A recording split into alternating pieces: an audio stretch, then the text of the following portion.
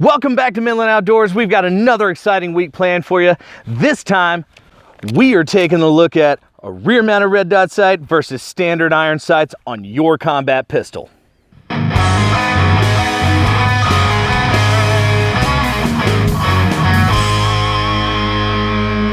Let's go ahead and take a look at the hardware we're going to be testing today.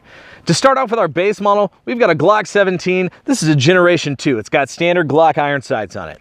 Now, we are going to be testing that versus the rear-mounted red dot sight on our Generation 3 Glock 17. Now, this Burris Fastfire 3 has 3 different brightness modes. I also would like to point out that both of these firearms, the Gen 2 and the Gen 3, are both fitted with 3.5-pound trigger connectors. Let's take a look at the grouping we can achieve with both forms of sights.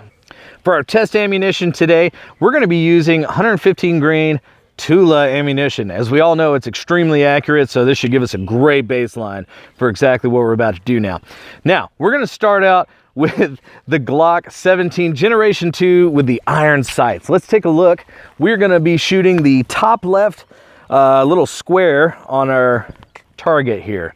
So let's take a look.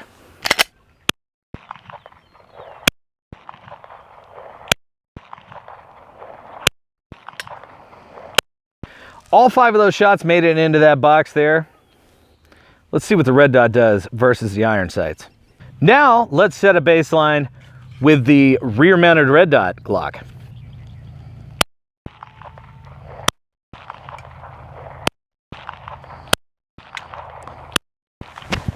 I threw one of those.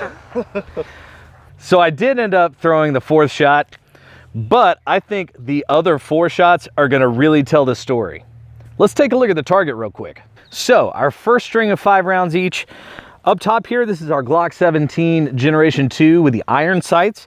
We've got 1, 2, 3, 4, 5. All 5 of those are absolutely within our 4-inch by 4-inch square. Now let's take a look at what we were able to do with the red dot. Right down here, we've got 1, 2, 3, 4. I threw that 4th shot, so shoot me. And number 5. And we were shooting much faster with the red dot because the confidence level is just there. There is a slight learning curve, but after you get over that, the confidence level is really there. It enables you to shoot faster. Let's take another 5-shot string on each gun and see if we can duplicate the results. All right, now, our second and third groupings were a little, I get excited when I shoot guns, right? I get pumped up, but anyway, the first string of 5, 1, 2, 3, 4, 5, we're not even gonna count those. We're gonna pretend like they never even happened. So for the irons up top, we've got 1, 2, 3, 4, 5. So I still threw 1, but that's a pretty good grouping there. Now for the bottom, I blew it. I'm just gonna say I blew it. So 1, 2, 3, 4, and 5. Now, instead of doing all this grouping bull crap, we're gonna go for combat accuracy. We're gonna throw 10 rounds each in the main 10 ring target here and see how many rounds we can get within this 4x4 square for each gun. So now let's go for a 10 round shootout, all center mass for both of these sighting platforms. We're gonna start with the Glock Gen 2 with the iron sights. We're going for the center 4x4 on the top target.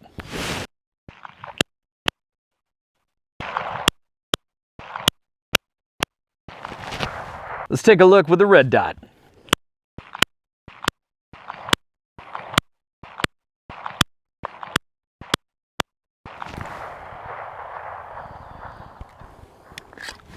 Let's go grab that target, see what we got. So for the rapid fire, we've got quite a spread here. Yeah, we're gonna take down that target. We're gonna eliminate that enemy.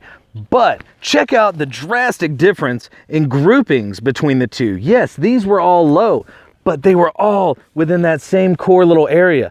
I mean, this is devastating results compared to just your basic iron sights. And guys, I've only had the red dot platform for a couple weeks, so I've only had a little bit of time to get acclimated to it versus where I've had my entire lifetime to do the iron sights on a standard Glock. So I'm extremely excited about having the red dot platform on a Glock, and I can't wait to see what future results we get out of it. As for my opinion on whether or not you should put one on your Glock, I'd recommend at least trying it. at least go to a local store or find a buddy that's got a red dot on their carry firearm and see what you think about it. Another great thing about the red dot is this is so rigidly mounted. I can rack it with my hand, I can rack it with my pants, I can do it with a boot. Anything I can use to get onto this platform, I can now use to rack my gun even easier. So I think it's a fantastic addition to a combat pistol or a pistol that you carry every day. Sure, it's bulky, but if you carry a full-size gun, you're used to carrying, you know, with it being a bulky system. So I absolutely recommend any red dot rear mounted on your Glock or your carry pistol. I would recommend the Burris Fastfire is a great one. The Trijicon RMR is also great. Vortex makes them, everybody makes them. They're all pretty good. I chose the Burris because I like it. Go out, get yourself a rear mounted red dot today for your carry pistol. Thanks for watching Midland Outdoors. This is Andy. We'll catch you next time.